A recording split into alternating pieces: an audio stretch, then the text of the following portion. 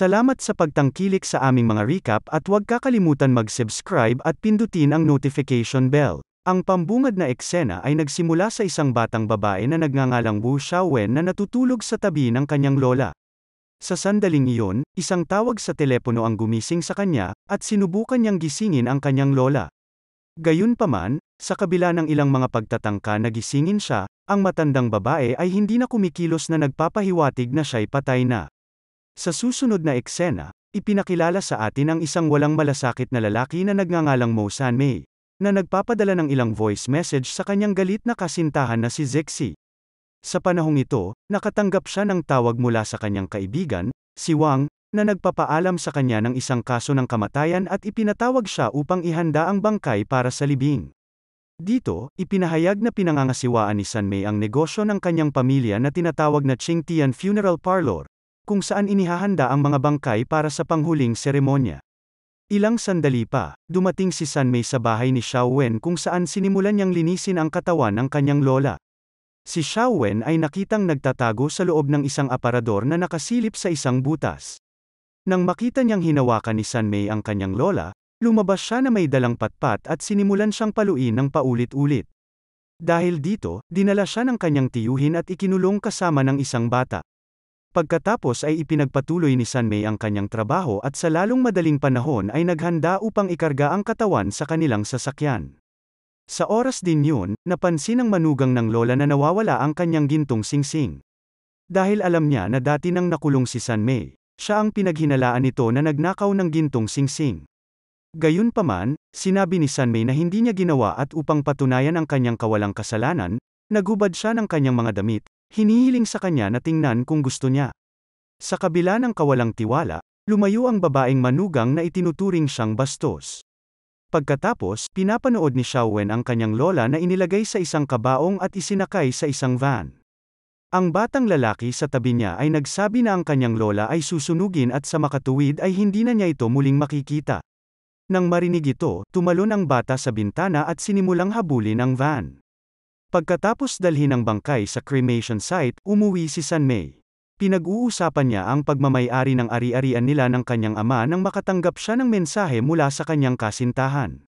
Tinapos na pala ni Zexi ang kanilang relasyon sa pamamagitan ng text. Galit na pinaandar ni Sanmei ang kanyang kotse at kumatok sa pinto. Nang buksan ito ni Zexi, binuhat siya nito sa balikat at dinala sa kwarto na pinipilit na humihingi ng paliwanag. Ngunit kasabay nito, isa pang lalaki ang lumabas sa kanyang banyo. Napagtanto niya na niloloko siya ni Zexi na naging dahilan ng pag-aaway ng dalawang lalaki.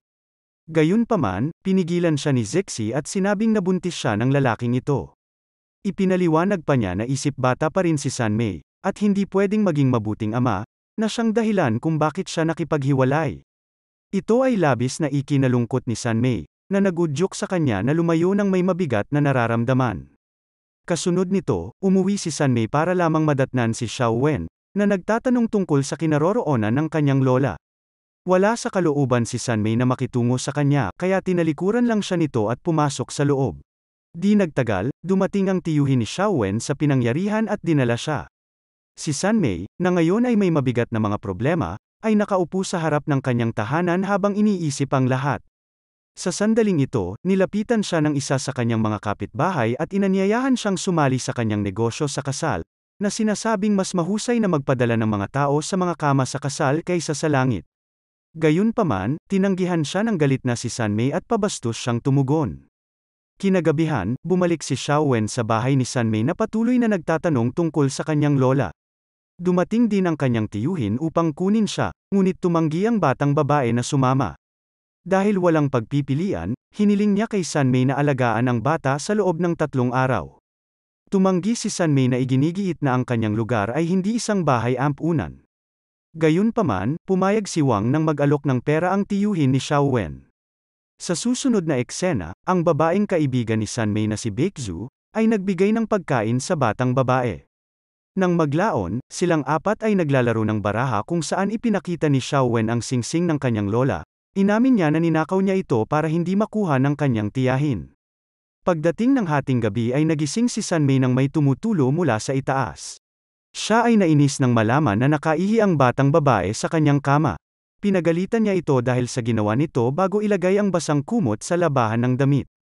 Kasunod nito, napilitan si Sunmay na magpalipas ng buong gabi sa upuan. Kinaumagahan ay nakatanggap siya ng tawag mula sa kanyang kapatid na babae, na sinabihan siyang bisitahin ang opisina ng gobyerno na dala ang mga dokumento sa pagmamay-ari ng ari-arian. Nang marinig niya ito, bigla niyang napagtanto na hindi niya sinasadyang malaban ang mga dokumento kasama ang mga kumot kagabi. Dahil dito, kailangan niyang maghintay pa ng 1 buwan para makuha niya ang ari-arian ng kanyang ama. Habang nasa opisina ng gobyerno, nakatanggap si Sunmay ng tawag mula kay Wang na sinabihan siyang pumunta sa ospital para kunin ang isa pang bangkay para sa isang libing. Si Sunmay na nalulula na sa kanyang mga problema, ay nagpahayag ng kanyang pagnanais na isara ang negosyo ng paglilibing. Narinig ito ng kanyang ama kaya pinalo siya ng kanyang tungkod, na pinipilit siyang ipagpatuloy ang kanyang trabaho. Pagkatapos nito, pumunta si Sunmay sa ospital kung saan nahanap niya si Xiao Wen, na dumating kasama si Wang. Siya ay patuloy na nagtatanong tungkol sa kanyang lola, na lalong ikinairita ni Sunmay. Sinabihan niya itong itikom ang bibig. Sa kanya ipinangako dito na dadalhin siya sa kanyang lola kung susundin niya ito. Pagkatapos ay dinala niya ang bata sa isang silid kung saan nakalagay ang bangkay. Lumalabas na ang isang maliit na batang babae ay namatay sa kanyang sakit, na iniwan ang mga magulang na masama ang loob. Sa isang madiskarteng hakbang upang matiyak ang kontrata ng libing laban sa mga kakumpetensya, nilapitan ni Sunmay ang umiiyak na mga magulang. Ipinakilala niya si Xiao Wen bilang kanyang anak at sinabing nagtatrabaho siya para sa magandang buhay ng kanyang anak. Ang kasinungalingang ito sa huli ay nakakatulong sa kanya upang manalo sa kontrata. Dumating silang lahat sa funeral parlor, at inutusan ni Sunmay si Xiao Wen na manatili sa kotse. Sinubukan ng maliit na batang babae na tumanggi ngunit sa sandaling iyon, nakakita siya ng isang kabaong na katulad sa kanyang lola at nagsimula na pumunta rito. Nakipagsapalaran siya sa loob ng punerarya at nagdulot ng kaguluhan sa libing ng iba. Bilang resulta ng kanyang mga aksyon, si Sunmay ay nakatanggap ng babala mula sa mga opisyal at kailangan pang magbayad ng multa. Pagkatapos, ibinalik niya si Xiao Wen sa kotse habang pinapagalitan. Sa pagkabigo, itinuro ni Sunmay ang chimney, ipinaliwanag na ang kanyang lola ay na-cremate sa abo at naging usok. Nang marinig ito, humihikbi ang batang babae. Napagtanto na hindi na niya makikita ang kanyang lola. Pagbalik sa kanilang tahanan, sina Sunmay, Baekzu, at Wang ay naawa sa nagdadalamhating si Xiao Wen. Ang sabi nila, naging bituin sa langit ang kanyang lola. Nang maglaon, isang pink na kahon na naglalaman ng abo ng lola ng batang babae at inihatid ito kay Sunmay, na ihahatid sa kanyang mga magulang. Kinaumagahan, nagising si Sunmay at nakitang pinipinturahan ni Xiao Wen ang pink na kahon na ikinagulat niya. Nagmamadali siyang sinusubukan na mabura ito ngunit walang epekto. Ngayon, nang walang ibang alternatibo, nagpa siya sina Sunmay at Wang na ihatid ang pininturahan ni Xiao Wen na kahon. Medyo natatakot sila habang inaabangan nila ang isang negatibong tugon. Gayunpaman, nagulat si Sunmay nang maging emosyonal ang nagdadalamhating mag-asawa nang makita ang pininturahan na kahon. Binanggit nila na ang kanilang anak na babae ay nasiyahan din sa pagguhit, at ipahayag ang kanilang pasasalamat ng nakayuko. Sa pag-uwi, ang grupo ay nagsalo-salo sa ilang merienda. Sa panahong ito napansin ni Sunmay si Xiao Wen na kumakain ng merienda sa sahig at pinagsabihan siya. Pagkatapos ay kumuha siya ng ilang candy mula sa isang garapon at ibinahagi sa kanya. Sa pagtikim ng isa, napagtanto niya na ito ay hindi candy kundi hindi nakakain na mga pebbles. Gayunpaman, huli na dahil nilamon na ito ni Xiao Wen na ikinagulat nila at isinugod nila sa ospital, kung saan tiniyak ng doktor na mawawala ang maliliit na bato sa pamamagitan ng pagdumi. Pagbalik sa bahay, nakatayo silang tatlo sa labas ng banyo sabik na naghihintay na matapos si Xiao Wen. Sa sandaling lumabas siya sinuri nila ang dumi at nakita ang mga pebbles, na nagbibigay sa kanila ng malaking ginhawa. Lumipas ang 3 araw, at nakatanggap si Sunmay ng tawag mula sa tiyuhin ni Xiao Wen, na nag-aabiso sa kanila ng kanilang pagbabalik. Bilang resulta, binisita ng grupo ni Sunmay ang lugar ng tiyuhin ni Xiao Wen, kung saan narinig nila ang pag-uusap ng mag-asawa. Ipinahayag ng tiyahin ni Xiao Wen ang kanyang pag-aatubili na alagaan ang maliit na batang babae at nakipagtalo sa kanyang asawa tungkol dito. Nagudyok ito kay Sunmay na ibalik si Xiao Wen. Pagdating nila sa bahay, hinarap siya ng kanyang ama dahil sa pagdadala ng bata sa punerarya, at nagbanta pa ito na papaalisin siya sa bahay. Pagkatapos ng insidenteng ito, Nahirapang matulog si Sunmay at nagsimulang mag-scroll sa kanyang telepono. Sa panahong ito, natanggap niya ang imbitasyon sa kasal ni Zexi, dahilan para mahulog siya sa sofa sa gulat. Si Xiaowen, nagising din ay natatawa at kinuha na nito sa kanyang smartwatch. Kinabukasan, tinanong niya ang numero ng telepono ni Sunmay at agad na ipinadala ang larawan sa kanya. Pagkatapos, nag-almusal sina Sunmay, Wang at Xiaowen sa isang lokal na restaurant.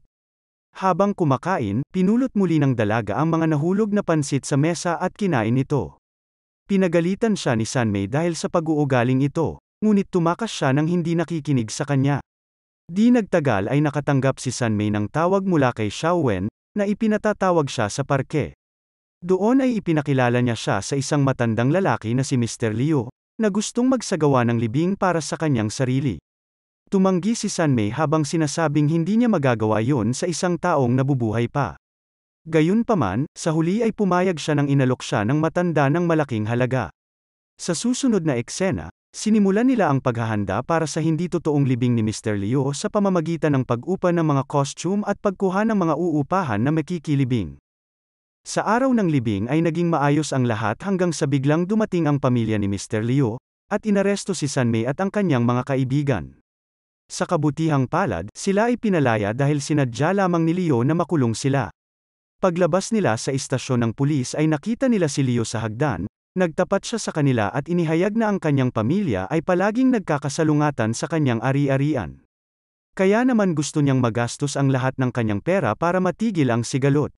Nang maglaon pag-uwi ng grupo, nakita nila ang ama ni Sunmay na galit na nagdulot ng kaguluhan sa buong bahay.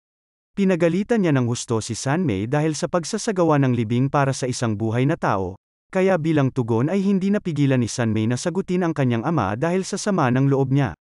Iginiit niya na kahit anong gawin niya ay lagi siyang mali sa mata ng kanyang ama. Sa kasamaang palad, ikinagalit lamang ito ng kanyang pamilya, sinampal siya ng kanyang kapatid na babae bago umalis kasama ang kanilang ama. Kinagabihan, nilapitan ni Sunmay ang umiiyak na si Xiaowen sa kanyang kama at nang tinanong niya ito, nagpahayag siya ng pagsisisi dahil palagi siyang nasasangkot sa problema. Pagkatapos ay inaalaw siya ni Sunmay at sinabihan siyang matulog. Kinaumagahan, narinig niya ang isang kalapit na batang lalaki na bumibigkas ng tula, kaya napagtanto niya na dapat ding pumasok sa paaralan si Xiaowen. Kasunod nito, nilapitan ni Sunmay ang tiyuhin ng bata upang talakayin ang bagay na ito. Habang nag-uusap sila, nagtanong siya tungkol sa mga magulang ni Xiaowen at doon ay nalaman niyang namatay ang kanyang ina. Ang tiyuhin ni Xiaowen ay nagpahayag ng kahihiyan sa hindi pag-aalaga sa kanya at hiniling kay Sunmay na ampunin siya. Gayunpaman, dahil si Sunmay ay walang asawa, hindi siya karapat-dapat para sa pag-aampon. Naghanap siya ng solusyon, binisita niya ang lugar ni Baekzu at nahanap din si Wang doon. Sa wakas ay isiniwalat nila ang isang nakatagong katotohanan, lihim na matagal na pala silang kasal. Ang paghahayag na ito ay ikinamangha ni Sunmay. Ngunit masaya rin siya na ang kanyang dalawang kaibigan ay maaari ng legal na ampunin si Xiaowen. Sa wakas, kinumpleto nila ang lahat ng kinakailangang papeles para makapasok si Xiaowen sa paaralan. Isang araw, ang dating kasintahan ni Sunmay ay nagpakita sa kanyang pintuan kasama ang malungkot na balita ng pagkamatay ng kanyang asawa. Humingi siya ng tulong sa kanya para sa libing, ngunit nag-alangan siya dahil sa hindi magandang relasyon nito sa kanyang ama. Nang marinig ito ng bata, nakaisip siya ng plano, dinala ng batang babae si Sunmay sa kanyang ama sa parke at hinikayat silang mag-usap. Sa kabutihang palad, gumana ang plano at ang mag-ama ay nauwi sa pagkakasundo sa kanilang mga pagkakaiba. Kasunod nito, si Sunmay, kasama ang kanyang ama at si Wang ay nagtungo sa morgue upang ihanda ang bangkay ng namatay na asawa ng kanyang dating kasintahan para sa libing. Halos hindi kayanin ni Sunmay nang makita ang malagim na kalagayan ng katawan, ngunit ang kanyang ama ang nag-udyok sa kanya na gawin ito. Kasunod ng mga tagubilin ng kanyang ama, sa kalaunan ay nakumpleto niya ang gawain, at nakuha ang paggalang mula kay Zexi. Ngunit kasabay nito, ang kanyang ama ay biglang bumagsak sa lupa at mabilis na isinugod sa ospital.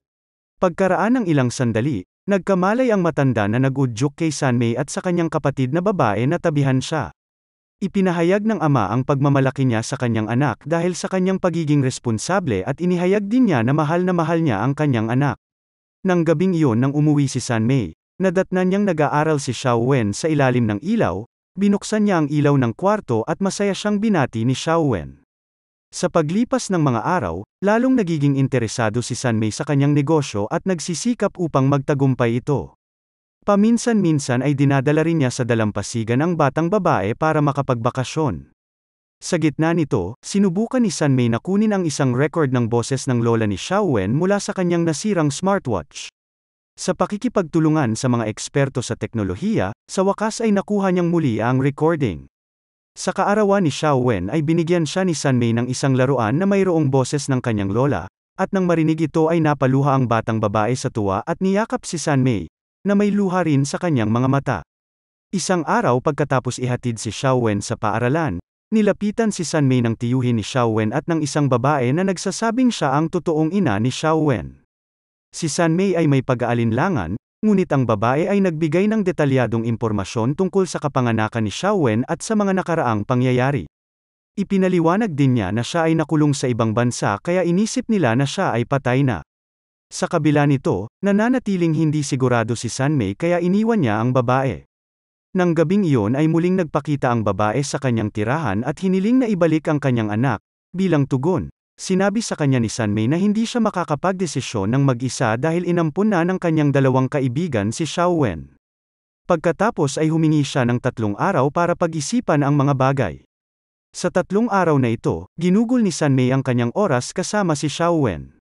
Nilulutuan niya ng mga pagkain ang bata at pumupunta sa kanyang mga pagdiriwang sa paaralan, na gumaganap bilang kanyang magulang. Habang natutuwa sa programa sa paaralan, ipinahayag ni Xiaowen na hindi na siya natatakot na hindi na muling makita ang kanyang lola dahil mayroon na siyang ama at dahil dito ay naluha si Sanmei. Sa ikatlong gabi, dumating ang ina ni Xiaowen upang kunin siya pabalik. Inimpake ni Sanmei ang kanyang mga gamit at ipinaliwanag sa babae ang lahat tungkol sa bata, kasama ang kanyang mga posisyon sa pagtulog. Lumabas ang matinding pagmamahal niya sa bata kaya binalaan pa niya ito na alagaan na mabuti ang batang babae. Ang kanilang pag-uusap ay naging dahilan ng paggising ni Xiaowen na tinawag si Sanmei bilang kanyang ama, gayunpaman, biglang pinaalis ng babae ang taxi. Dahil sa labis na emosyon ay hinabol ni Sanmei ang taxi kahit umuulan, ngunit nabigo lamang siya.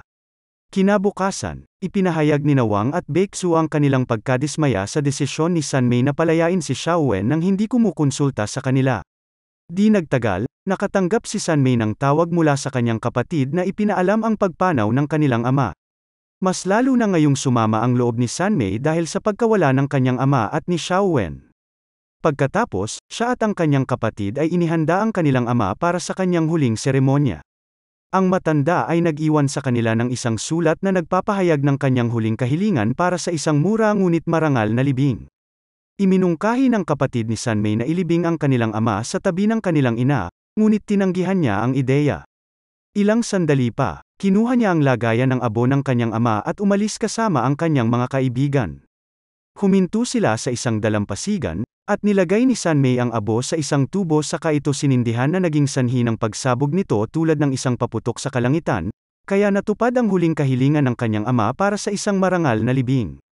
Habang nanonood ang lahat ng paputok, nakatanggap si Sanmei ng tawag na pinapaalam sa kanya na nawawala si Xiaowen. Puno ng pag-aalala, si Sanmei at ang kanyang mga kaibigan kasama ang ina ni Xiaowen ay gumala sa bawat kalye sa paghahanap sa batang babae.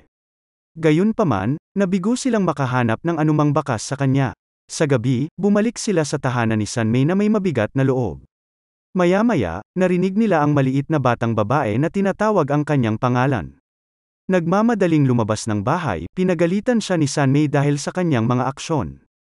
Gayunpaman, hindi niya kayang manatiling nagagalit ng mas matagal, kaya pinunasan niya ang mga luha nito at niyakap siya ng mahigpit. Sa huling eksena, nagsagawa ng kasalan sina Wang at Baeksu. Kasabay nito, dumating ang ina ni Xiaowen upang ihatid ang mga gamit ng kanyang anak. Napagpasyahan niyang hayaang manirahan si Xiaowen kasama si Sanmei at ang kanyang mga kaibigan. Bago umalis, inanyayahan siya ni Sanmei na sumali sa kanilang funeral business para mapalapit siya sa kanyang anak. Nagtatapos ang pelikula habang nakaupo ang lahat sa labas, nakatingin sa mga bituin sa kalangitan. Dito na nagtatapos ang kwento, sana ay nagustuhan mo ito. Kung hindi ka pa nakasubscribe ay mag-subscribe ka na upang matulungan mo ang channel na ito. Mag-comment ka na rin tungkol sa kwento. Salamat!